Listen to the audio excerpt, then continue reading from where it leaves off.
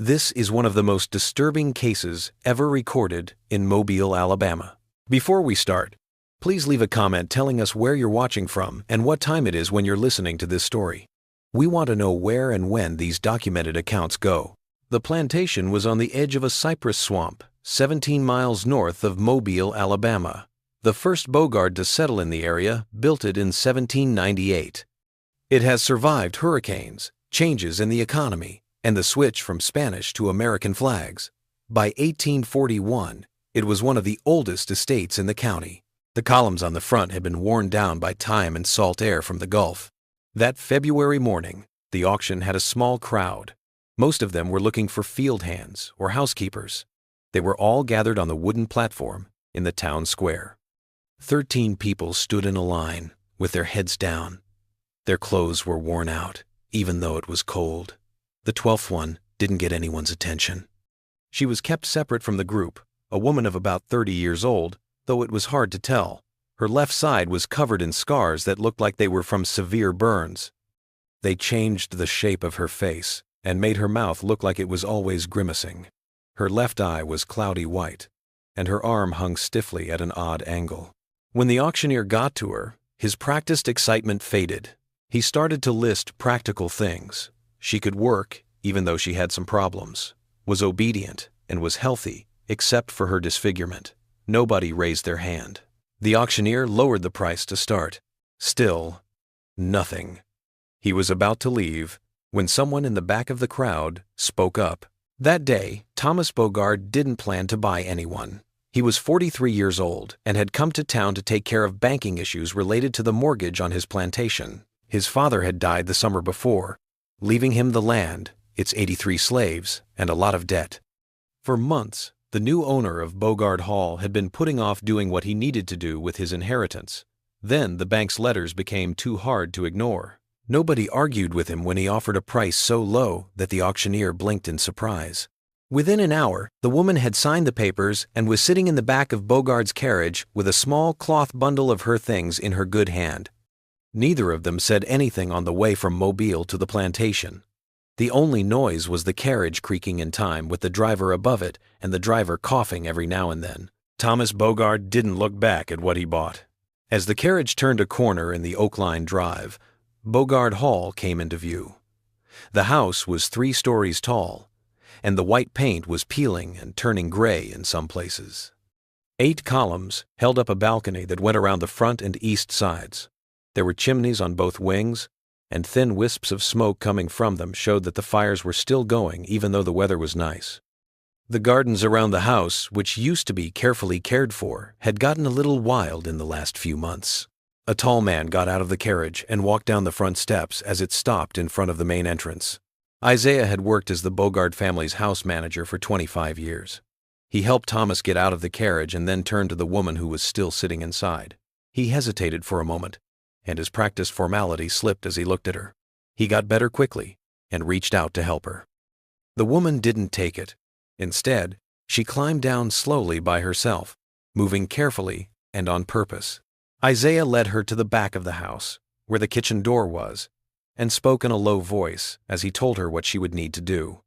Thomas Bogard came in through the front door and didn't ask about her for the rest of the day. The woman was given a small room off the kitchen that used to be a pantry. There was a straw mattress on a low wooden frame, a 3-legged stool, and a peg on the wall where you could hang clothes. Martha, the head cook, told her where to wash and how things worked around the house. There was a long pause before the woman answered, and her voice was a little rough. Adeline. Isaiah wrote the name down in the household ledger later that night. Most big plantations ran like clockwork, and Bogard Hall was no different. There were strict schedules for cleaning and meals, and everyone knew their place in the hierarchy. Adeline was told to help with the laundry, where her disfigurement would mostly be hidden. Adeline did her job without complaining or saying anything, even though it was hard work. She had to haul water, stir boiling pots, and scrub linens against washboards. When someone talked to her, she only spoke when she was asked to. Her answers were short and to the point. The other servants in the house looked at her with a mix of pity and tiredness. Some people were uncomfortable with how she looked with scars, but what really made them uneasy was how quiet she was. Even in the slave quarters, where people could find comfort in each other during hard times, Adeline stayed alone. It took Thomas Bogard 3 weeks to notice her. He had spent most of that time alone in his father's study, going over letters and account books. The plantation's finances were worse than he had thought at first. Before he died, the older Bogard had made a number of bad investments and still owed money to merchants in Mobile and New Orleans. Thomas asked for coffee one night while he was working late. Adeline answered the bell because the regular housekeeper had gone to bed. She brought a silver tray with a pot of coffee and 1 cup. She kept her head down as she walked in, but when she put the tray on the desk, she looked up for a moment. Thomas Bogard stopped moving, with a cup halfway to his lips. He thought he recognized something in her gaze, the right eye that wasn't hurt.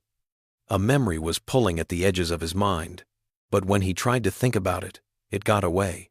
He waved goodbye to her and went back to his ledgers, but he couldn't concentrate for the rest of the night. The next day, Thomas asked Isaiah to give Adeline new tasks around the house. When asked why, he mumbled something about needing more help cleaning the library and study. Isaiah was surprised, but he made the plans. The next day, Adeline started working in the main house. She dusted shelves of leather-bound books that hadn't been touched in years, polished silver that had gotten dirty from not being used, and swept fireplaces that were full of ash from the winter before. Thomas didn't often notice her, but she always knew he was there. He would stop in doorways to watch her work, then go on his way without saying anything. He would sometimes walk into a room where she was cleaning and pretend to be looking for something, but he would leave without taking anything. The other servants in the house saw this strange attention, but they knew better than to say anything. The plantation slowly came back to life as March turned into April after being dormant all winter. The first cotton shoots pushed through the dark soil in the fields. The days got longer and the sun got stronger. There was also a small change in the house. Thomas started eating in the dining room instead of the study, and he told the staff to bring in fresh flowers from the gardens. He came out of his room on a Sunday afternoon wearing a freshly pressed suit and a trimmed beard. He said he was going to church in town, which he hadn't done since his father's funeral. The 20th of April, 1841. Isaiah would later write down the date in his detailed household journal, but the meaning of the entry would not be clear until much later. It was a Tuesday, and the weather was unseasonably warm. Before the harvest season, Thomas Bogard had been talking to his boss about the repairs that needed to be made to the cotton gin. Their talk had gone on for a long time, and Thomas was late for lunch. He went in through the side door and heard it as he passed the library. A soft, melodic hum. He stopped and listened. The song was simple, repeated, and sounded like a lullaby. He started to move toward the sound before he even thought about it. Adeline was in the library, using her good arm to reach up and dust a high shelf. She kept singing softly and didn't hear him come in. Thomas was standing in the doorway with a strange look on his face. The humming stopped suddenly when she turned around and saw him. She looked down and started to leave the room, but he stopped her by raising his hand. "Where did you learn that song?" he asked slowly, as if he were speaking a language he hadn't used in years. Adeline didn't answer right away.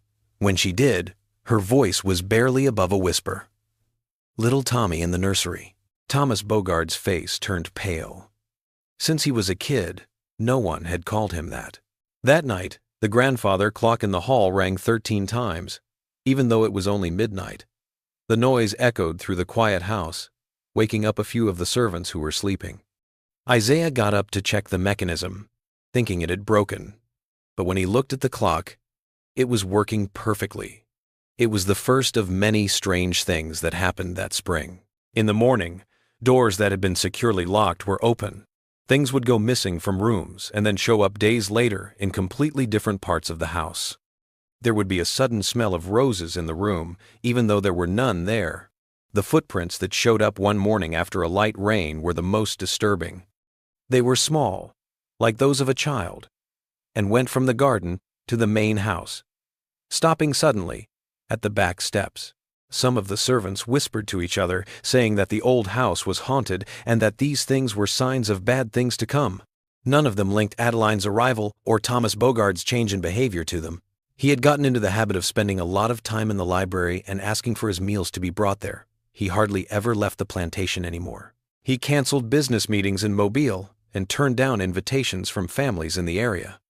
Most importantly, he had started calling for Adeline by name, asking her to bring him food or tend the library fire, which were usually jobs for older house servants. A letter from Charleston came on May 1st. The seal on it belonged to the Harper family, who were once well-known merchants whose shipping business linked Charleston to ports all over the Caribbean. The courier who brought it had ridden hard from Mobile and got to Bogard Hall just as the sun was setting. Thomas got the letter in his study, and right after that, he sent the household staff home for the night.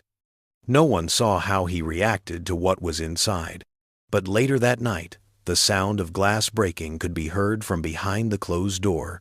He called Isaiah to his room before dawn the next day and told him to get the carriage ready for a trip to Mobile. He would be bringing Adeline along. Isaiah was surprised, but didn't question his boss because he was too well trained. He made the plans as asked. They left when the first light of day broke over the cypress swamp. Thomas left Adeline waiting in the carriage while he went to the law offices of Harwick & Sons in town. The meeting went on for more than 2 hours. When he came out, his face was grim but determined. The next stop was the courthouse, where the records for the county were kept. Adeline stayed in the carriage while Thomas did his business inside. When they got back to the plantation, it was dark, and there was an eerie silence over the property. It seemed like even the bugs at night had stopped making noise. After the trip to Mobile, Thomas Bogard stayed in his study for 3 days, only coming out for meals. He didn't tell anyone why he was in town or what was in the letter from Charleston. He asked Adeline to bring him tea on the 3rd night. When she came into the study, he told her to close the door and sit across from him. This was an unusual request that broke the strict social rules of the house. He looked at her face in silence for a few minutes, his eyes lingering on her scars. Then he asked her a question that seemed to come out of nowhere. "Do you remember Rosewood Plantation?" The name hung in the air between them. Adeline's face didn't change, but her uninjured hand tightened a little around the fabric of her dress. "Yes, Master Thomas," she finally said, her voice steady even though her body language showed that she was tense. He leaned in and spoke slowly and carefully. "Do you remember what happened there in the summer of 1823? She didn't answer right away. "Every day, every night, I remember everything about Rosewood," she said. But her voice was so quiet that Thomas had to strain to hear her. The conversation that followed went on until dawn, but only the 2 people who were there knew what it was about. Isaiah heard Thomas's voice rise and fall as he walked by the study in the early morning. At first, it sounded like he was angry, but then it sounded like he was begging. It was hard to hear what Adeline said. It was in the middle of May that the rumors started. A merchant from Mobile brought Martha an order of imported spices and fabrics to the plantation. He told her that he had heard Thomas Bogard was looking into old property records. A well-known gossip in the area, the county clerk, told him that Bogard had been asking questions about a plantation called Rosewood that had burned down almost 20 years ago. After the tragedy, the land, which had been owned by a family called Harper, was sold in pieces. The clerk said that Bogard seemed especially interested in the surviving family members and where they were. This news spread quickly through the Bogard home, adding to the feeling that something strange was going on. As May turned into June, the mood on the plantation got worse and worse. Thomas kept acting strangely. He would often walk around the grounds late at night or sit for hours in the small family cemetery behind the house, where generations of Bogards were buried. His treatment of Adeline was the most troubling. He had started eating dinner in the small back parlor, where he insisted that she serve him alone. He would often keep her there long after the dishes were done, talking quietly until someone came into the room. 17th of June. A strong thunderstorm hit Mobile County, and the rain was so heavy that it washed away parts of the road that led to the plantation.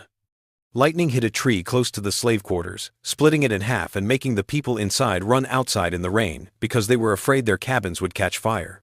Thomas Bogard was in the library of the main house, looking out the windows at the storm. Adeline was standing nearby, having just given him a glass of bourbon. Thomas said without looking away from the window, "It was a night like this, wasn't it?" As a very loud thunderclap shook the house, Adeline stayed still. the flickering light from the lamp half lighting her scarred face. "Yes," she said after a pause. "The night of the fire. And my father was there," Thomas said slowly, still looking out at the rain. "It wasn't a question. We're batting. My more birdiver question, and described the same. And live, looking till daughter, indated in stam." When Adeline answered, her voice had something in it that could have been pain or anger. "Along with 6 other men, they came wearing hoods, but I recognized his voice. He was giving the orders." Finally, Thomas turned to her, but the light made it hard to read his face. He said, "I found his journal hidden in a compartment in his desk. He wrote about what happened that night, what they did to your family, and what they did to you." Adeline's hand moved to the scars on her face, without her realizing it. Outside, the thunder kept rolling across the sky. Inside the library, though, a different kind of storm was brewing. It had been building for 18 years. Thomas Bogard made a number of shocking announcements in the days that followed. First, he told Isaiah that he would be going to Charleston in a month and would be gone for a few weeks. Second, he told them to move Adeline from her room off the kitchen to the small guest room on the 2nd floor of the main house. This room is usually used by family or business visitors. Third, he packed up his father's personal things, which had been untouched since the elder Bogard's death, and moved them to the attic in trunks. The last order was the strangest. He told them to take down the painting of his father that had been hanging above the fireplace in the main hall since 1825, and put it with the other things. These changes made the staff and field workers very curious about what would happen next. Some people thought that Thomas had gone crazy because he was so stressed out about running the plantation's finances. Some people said that Adeline had cast a spell on him, but no one could explain how a quiet, scarred woman with no apparent power could do that. As it often does, the truth was hidden in the past, in relationships and events that people who wanted them to be forgotten had purposely hidden. A visitor came to Bogard Hall on the morning of the 3rd of July, 1841. He rode up on horseback without warning, and his formal clothes were wrinkled from the trip. He told Isaiah that he was James Harwick, an attorney from Mobile, and that he needed to see Thomas right away for an important business matter. Thomas led him into the study, where they stayed alone for more than an hour. A servant who was walking by the door said they heard raised voices, but their conversation was not recorded. When Harwick finally came out, his face was red with rage. He left without eating or drinking anything, and his horse kicked up dust as he rode down the Oakline Drive. That night, Thomas called Isaiah and Martha into the study and told them that he would be leaving for Charleston the next week as planned. However, Adeline would be joining him on the trip, but not as a servant. She would be a free woman. He showed her papers that had already been filed with the county that proved her manumission. He also said that there would be more changes to the house when they got back from Charleston, and those changes would be announced at that time. Neither Isaiah nor Martha dared to ask questions, even though they were both shocked by how strange these events were. That night, the whispers in the slave quarters grew louder. They were a mix of confusion, anger, and, for some, a cautious hope that they didn't fully understand. There were 2 trunks packed for the trip to Charleston, one for Thomas and one for Adeline. Isaiah told the house staff to get her the right clothes. They took dresses from the storeroom that had belonged to Thomas's late mother and made them fit her. The change was very noticeable. Adeline looked like a different person, in a simple but well-made traveling gown, with her hair arranged under a bonnet that partially hid her scars. Still, she stayed quiet, only speaking when she had to, and looking down when she was with other people. On the morning of their departure, July 10th, the staff of the house gathered in the front yard to say goodbye. Instead of using the plantation carriage, Thomas hired a private coach and helped Adeline get into it himself instead of letting the driver do it.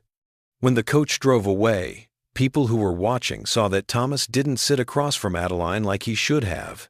Instead, he sat next to her on the same bench. This simple act had a new shock effect on the servants who were there.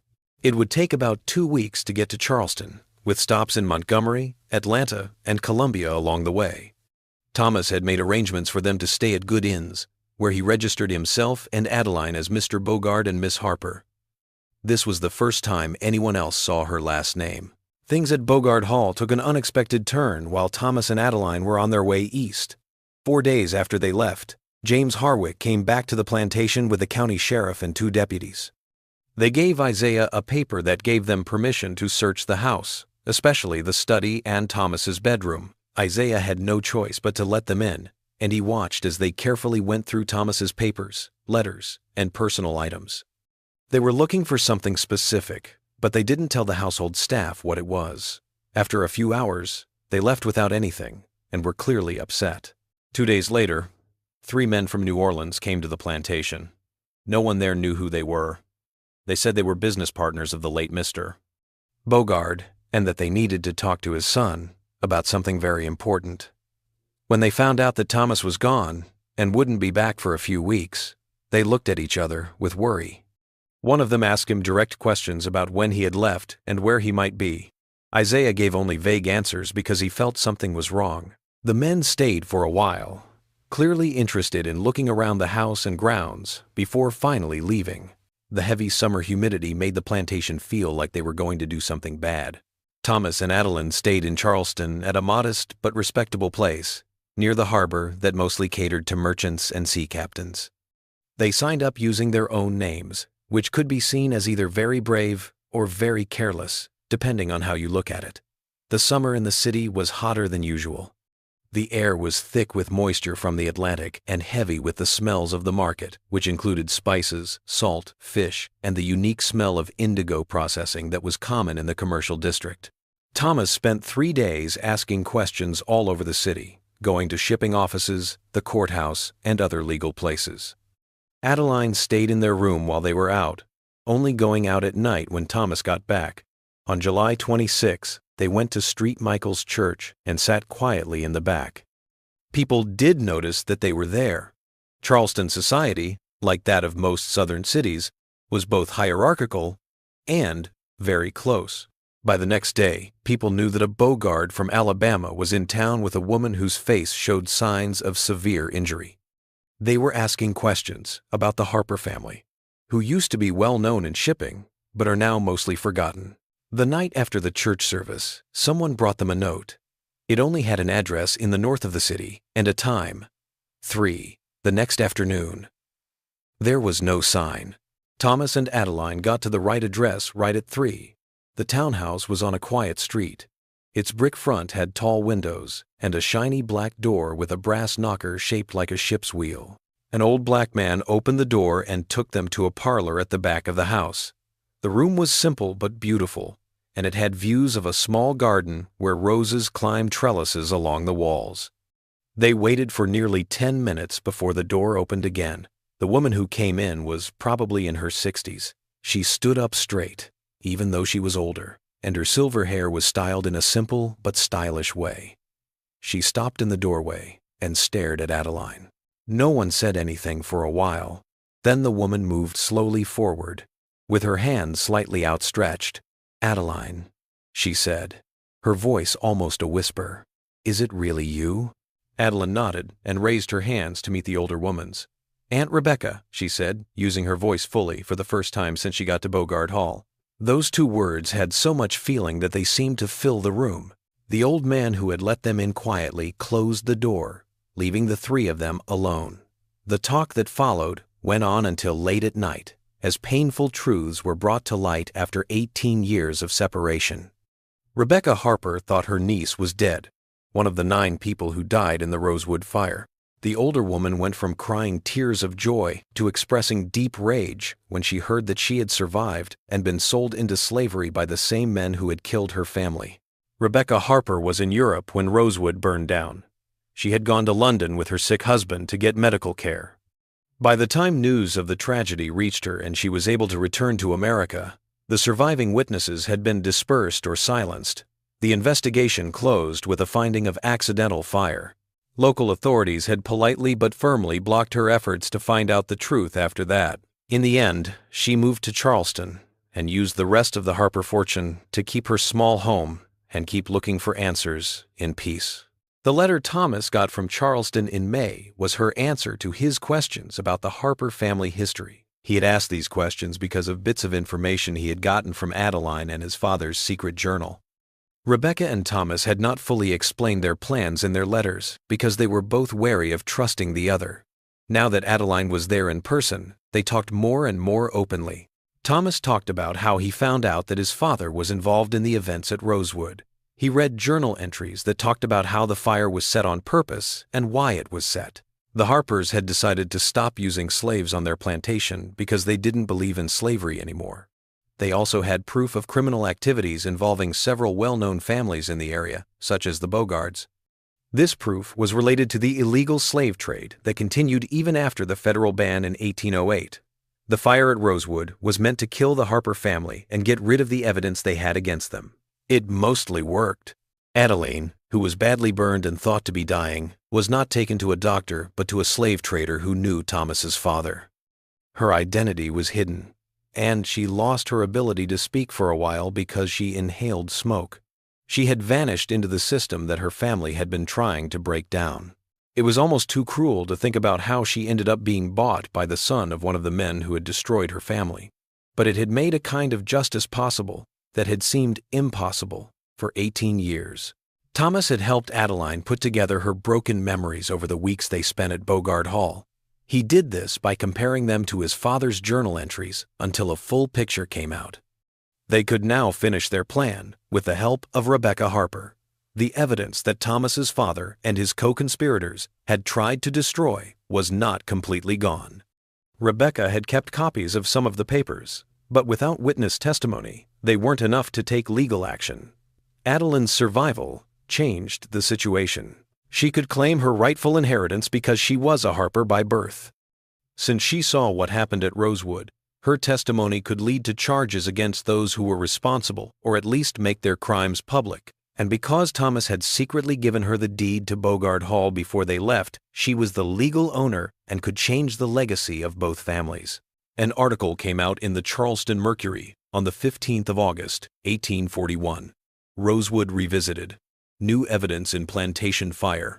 Had a simple headline, but the story was shocking. It said that the fire that killed 9 people 18 years earlier had been set on purpose and named 7 well-known men from Alabama and Mississippi as conspirators. One of them was Thomas's father, Richard Bogard, who has since passed away. The article said that authorities in Charleston and Mobile had received proof that these claims were true. If Thomas Bogard hadn't made a formal statement about finding his father's journal and its damning contents, the story might have been dismissed as sensationalism. On the same day the article came out, a petition was filed in the Mobile County Courthouse claiming Adeline Harper's right to her family's estate and asking for money from the families of the people who were responsible for its destruction. The legal fight that followed would last almost 3 years, going through courts in 2 states and producing hundreds of pages of testimony. It never came to a final decision. In March 1844, the people involved came to a private agreement. The terms were not made public, but later events gave some clues about what they were. Thomas Bogard sold the last of his properties in Alabama and moved to Massachusetts, where he started a small publishing company that focused on abolitionist literature. A trust set up in the names of the Harper and Bogard families paid for the conversion of Bogard Hall into a school for people who had been slaves. Public records don't give a clear picture of what happened to Adeline Harper. After the settlement, she was no longer mentioned in official records.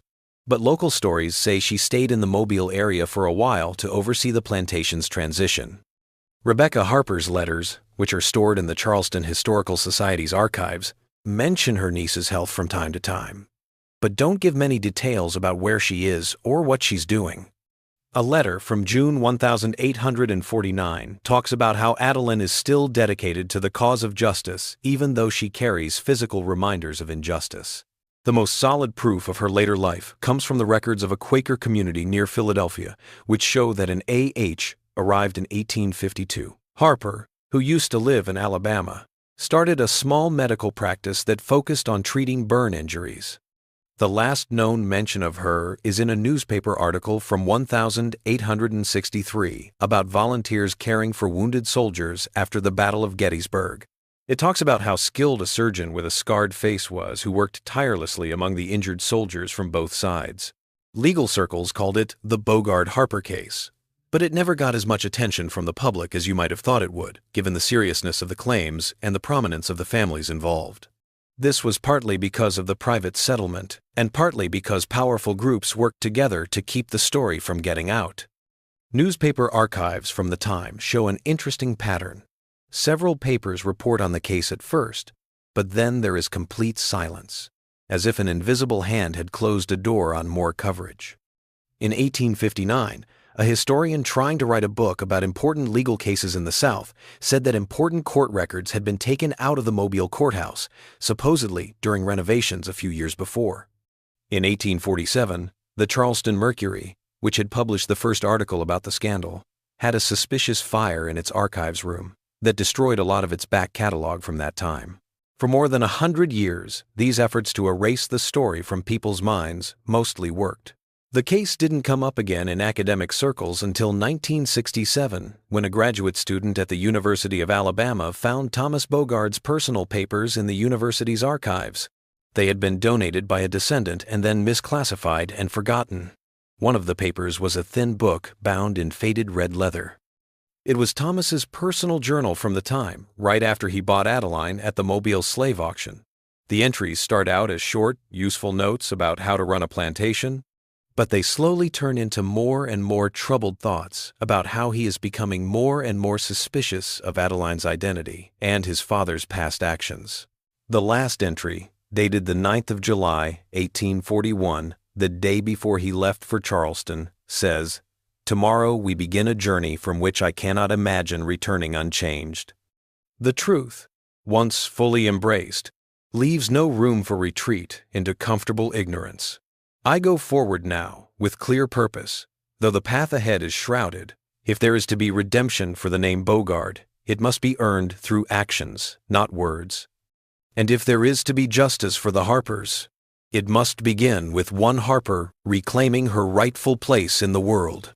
What comes after I cannot say, but at least we move now in the light of truth rather than the shadow of lies. Along with the journal were several folded papers, such as a copy of the deed that gave Adeline Harper ownership of Bogard Hall and a daguerreotype of two people in formal clothes sitting next to each other. The picture is a little blurry, but you can still see a man with a well-groomed beard next to a woman whose face is mostly turned away from the camera, with her left side hidden in shadow. Elizabeth Carrington, the graduate student who found these materials, would go on to become a professor who studied antebellum Southern history with a focus on cases that went against the accepted stories of the time. Her 1,969 doctoral dissertation, Silenced Histories, The Bogard Harper Case and the Politics of Memory in the Antebellum South, was the first full academic study of the events at Rosewood Plantation and what happened after. Carrington's research found more sources that had not been found in earlier attempts to hide them.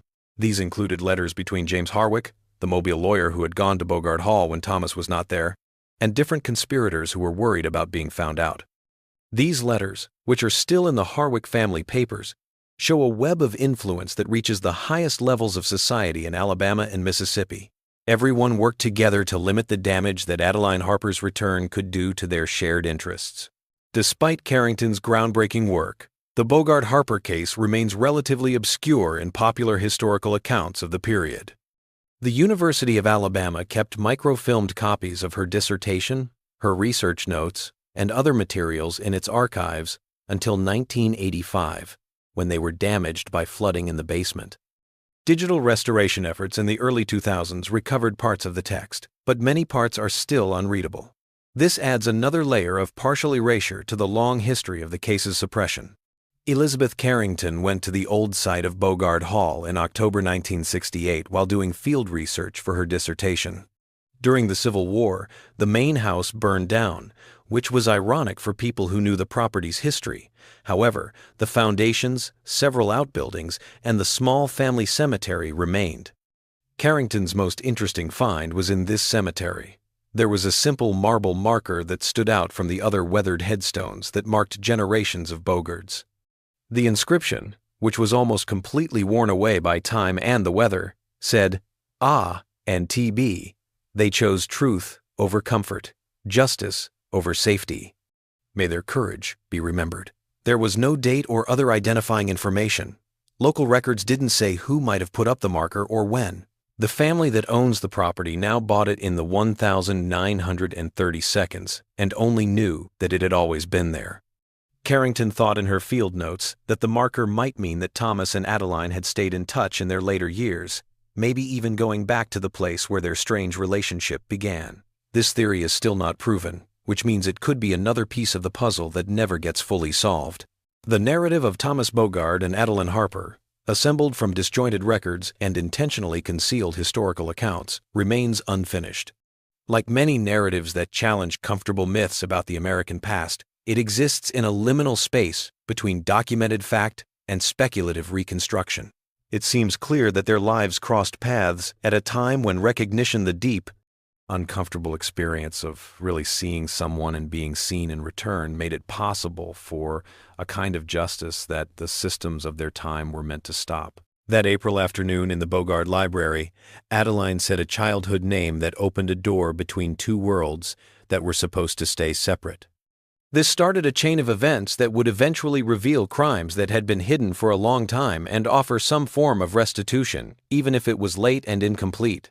The ties of family and property, master and slave, and perpetrator and victim, these categories of antebellum society that seemed unbreakable, turned out to be more flexible than anyone could have thought. Their narrative indicates that even in the most inflexible and inequitable systems, the potential for human acknowledgement and moral enlightenment persists, albeit infrequently and with considerable challenge. Historians of the time were briefly interested in the Bogard-Harper case again after the graduate student found something in 1967. Between 1969 and 1972, a number of articles were published in scholarly journals that looked at different parts of the story and what it could teach us about resistance and complicity in the South before the Civil War. But this scholarly interest waned almost as swiftly as it had arisen. By the middle of the 1972, the case had once again faded from view. It was only mentioned in a few specialized works and was mostly missing from more general historical accounts. This pattern of revelation followed by renewed forgetting seems to echo the original suppression of the story, raising questions about the persistence of certain silences in American historical memory. What makes it hard for us to fit some stories into our understanding of the past as a group? What mechanisms, both intentional and unintentional, persist in obscuring specific truths long after the immediate incentives for concealment have dissipated? In 1973, a historical marker was suggested for the old Rosewood Plantation site. This was in honor of the arson that burned it down and the short-lived legal case that brought the crime to light. The Alabama Historical Commission turned down the proposal because there wasn't enough evidence to support it. The official response said that there weren't enough surviving court records and there weren't enough contemporary accounts to support the request. This suggests that more evidence would be needed before the marker could be approved. There was no mention of the large amount of paperwork that Professor Carrington had put together and submitted with the application. The proposal was sent in again in 1981 and 1994, and it got the same results. So far, there is no official historical marker for either Rosewood Plantation or the legal battle that briefly brought its destruction to the public's attention. There is more than just official historical markers that people don't want to talk about the Bogard-Harper case. A filmmaker from New Orleans tried to make a documentary about the case in 1988. They got some money to start and began looking into surviving locations and descendants. 6 months into the project, the money was suddenly taken away, and the sponsors said they were worried about how well the subject would sell. In a later interview with a regional arts magazine, the filmmaker said that pressure from unnamed local groups may have had something to do with the decision. The project was never finished. Similar patterns have emerged with other attempts to bring the story to wider attention, including a proposed museum exhibition in Mobile in 2002 and a historical novel by a prominent author in 2007, both of which encountered unexpected obstacles and were ultimately abandoned. These recurring patterns of suppression, extending over 150 years, indicate that the Bogard-Harper case pertains to facets of American history that continue to be contentious in modern contexts. We don't know much about Thomas Bogard's later life, but we do know that he was mentioned in abolitionist publications and business records. His small publishing house in Massachusetts published a number of important anti-slavery works between 1845 and 1858. These included first-person accounts from people who had been enslaved and legal analyses of the constitutional issues surrounding slavery. He never got married and seems to have lived a quiet life. staying out of the public eye, even though he was involved in the growing abolitionist movement. A short obituary in the Boston Evening Transcript from the 12th of November, 1865, says that he died at the age of 67. It calls him a publisher of reform literature and a generous supporter of causes that promote human freedom. There is no mention of where he came from in the South or the legal case that made him famous in some circles for a short time 2 decades earlier. The obituary says that he didn't have any close family, but he wanted his estate to be used to set up a fund for the education of people who had just been freed from slavery. Dr. A. Harper of Philadelphia was named as the executor of his will, which was the only sign that he was still connected to Adeline. The school that was built at Bogard Hall ran from 1844 to 1861 when the Civil War broke out and it had to close. For those 17 years, it taught more than 500 people, most of whom had been slaves, how to read, write, do math, and other useful skills. There were both white and black teachers on staff, which was unusual for the time and place and sometimes got the school in trouble with nearby communities.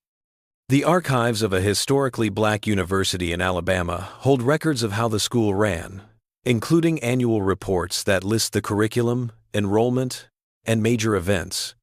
These reports sometimes mention visits from Miss Harper, the benefactor, who is said to be very interested in the medical training that some students are getting. The last visit of this kind that was recorded was in October 1860, about 6 months before the school had to close because Alabama left the Union and tensions in the area made it impossible for the school to keep running. Later, Confederate officials took the property and turned it into a supply depot. Wilson's raid in 1865 burned it down. After the war, the land was sold at auction to help pay for county taxes that were not being paid. It changed hands several times before a timber company bought it in the early 20th century. The private papers of a Union Army surgeon who served at Gettysburg give us the most interesting glimpse into Adeline Harper's later life. Dr. Samuel Winters, in a letter to his wife, dated July 7, 1863, described the volunteer medical personnel who had arrived to assist with the overwhelming number of wounded soldiers. Among the physicians who have come to our aid is a most remarkable woman doctor from Philadelphia, her face bearing terrible scars that she makes no attempt to conceal. Despite this, or perhaps because of it, the men respond to her with unusual trust. She works primarily among those with severe burns, of which we have many from artillery accidents, and her skill in this area exceeds that of any surgeon I have encountered. When I inquired about her methods, she told me she had developed them over many years, beginning with her own recovery from injuries sustained in a fire some 2 decades ago. She spoke little of herself otherwise, but I gathered she was originally from the South. What struck me most was her equal attention to wounded from both armies. Rebel and Union alike received the same careful treatment at her hands. When I remarked upon this, she said only, "Pain recognizes no uniform, doctor, and neither should healing." This short description fits with what we know about Adeline Harper and suggests that she found a way to use her own pain to help others. It seems that the Philadelphia medical practice, mentioned in earlier records, focused on treating burn injuries, probably using methods that Adeline learned while she was healing. It shows her character that she volunteered her skills during the Civil War and treated soldiers from both sides with equal care. She refused to let the bitterness that might have been expected from someone who had been through what she had defined her. It is very ironic that men who fought to protect the system that had once enslaved her might have owed their lives to her knowledge and kindness. This ability to put aside her own pain to help others is another layer of complexity in her amazing story. The last confirmed mention of Adeline Harper is in a list of doctors in Philadelphia from 1871. It says that she retired from active practice when she was about 60 years old. After this, there is no more information in the historical record.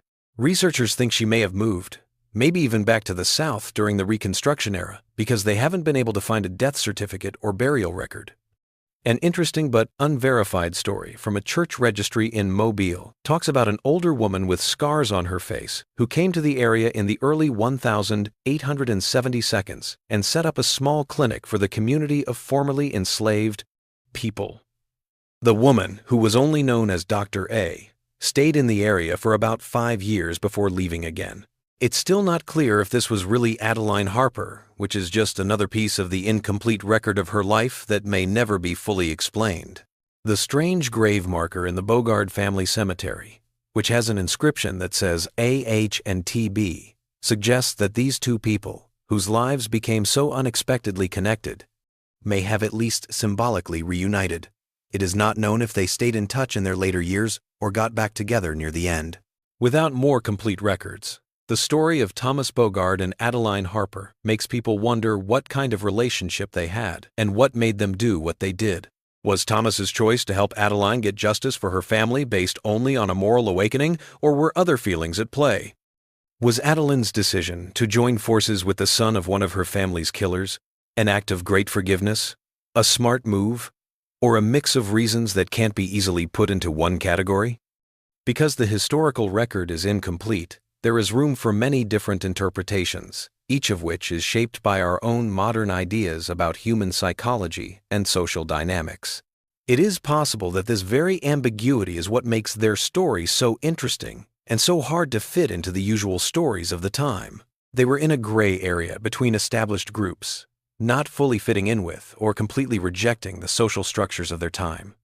Their actions imply the potential for individual moral agency, even within the most stringent and oppressive systems, while the subsequent suppression of their narrative underscores the formidable resistance of such systems to the recognition of these possibilities. A descendant of Elizabeth Carrington gave her research materials to the Smithsonian Institution in 1996. They were then cataloged and kept as part of a larger collection on antebellum Southern history. One of these things was a small leather pouch with 3 things inside. A piece of charred wood, about 4 inches long, wrapped in cotton cloth. A tarnished silver locket with a tiny picture of a young woman inside. And a folded piece of paper with faded ink writing on it. The note, which is dated the 30th of August 1841, says, "What was taken by fire cannot be restored, but what rises from ashes may yet bear witness to truth. T.B." These artifacts, probably gathered by Carrington while she was researching the old Bogard plantation, give us a physical link to people whose lives we only know about through incomplete documents and conflicting stories. The burned wood, which is probably from the Rosewood fire, and the locket, which may belong to Adeline or another member of the Harper family, are physical reminders of the real people whose lives were affected by the events, lives marked by loss, survival, recognition, and the difficult search for justice across social divides that seem impossible to cross. The narrative of Thomas Bogard and Adeline Harper intermittently appears in scholarly texts and specialized historical journals, typically as a footnote or succinct illustration of broader themes regarding the intricacies of antebellum society. It has never gotten the same level of attention as other stories from the time, either because of its confusing details or because of the long history of active suppression that has made the evidence so hard to find. Their story, though only partially told, is still a strong reminder of the personal dramas that happened within the larger historical structures of American slavery and its aftermath.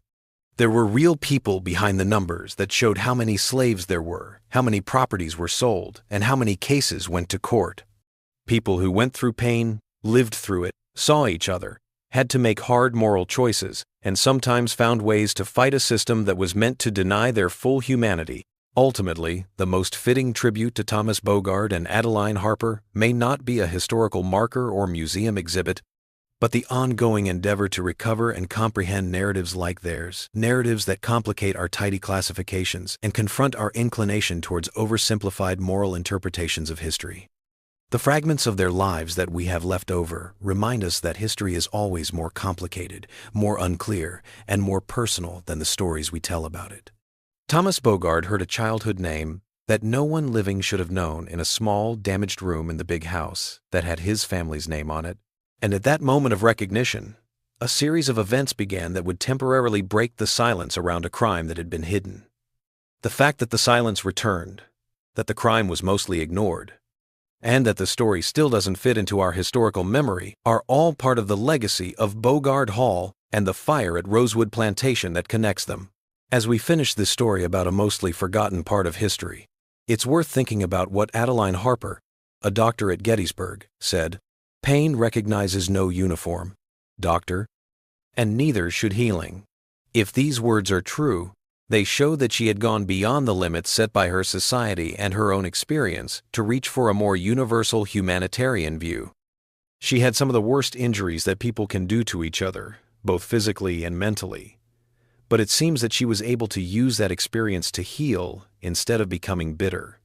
In the same way, Thomas Bogard chose recognition and restitution over the easier path of staying ignorant and in denial when he found out that he was involved in terrible crimes. Their decisions did not alter the overarching systems in which they existed, however. They established a limited realm of alternative possibilities within those systems, illustrating that even in the most restrictive conditions, individual moral agency is attainable, albeit challenging and incomplete in its manifestation. The site where Bogard Hall used to be is now mostly covered in trees, with only the stone foundations and the small family cemetery left to remind people of its existence. People who live in the area sometimes say they hear what sounds like a woman's voice singing softly in the trees, especially on stormy nights when thunder shakes the Alabama sky. Some people say that these kinds of stories are just typical ghost stories that add to the history of a place. No matter what you think of these stories, they are part of the process by which history becomes memory and memory becomes mythology. Visitors to the site are still puzzled by the weathered grave marker, which has an unclear message that reads, "They chose truth over comfort, justice over safety." May their courage be remembered. This is a lasting reminder of lives that refuse to be fully defined by the categories their society had created for them, and of a story that continues to resist both complete telling and complete forgetting. The sound of a childhood name, spoken by someone who shouldn't have known it, echoes through the years. It reminds us of connections that stay strong even when we try to break them, of histories that won't stay buried even when we try to cover them up, and of recognitions that can't be undone once we've had them. In the moment of recognition between Thomas Bogard and Adeline Harper, we see the potential for a different kind of relationship across the deep social divides of their time. A relationship not based on power and submission, but on mutual recognition of their shared humanity and the truth of history. The rarity of such moments in the context of American slavery does not diminish their significance as reminders of untraveled paths and unrealized possibilities, which remain perpetually present in our historical consciousness. The narrative of Bogard Hall and Rosewood Plantation, along with that of Thomas and Adeline, is unfinished, disjointed, and defies simple resolution, mirroring the broader American narrative of which it constitutes a minor yet illuminating segment.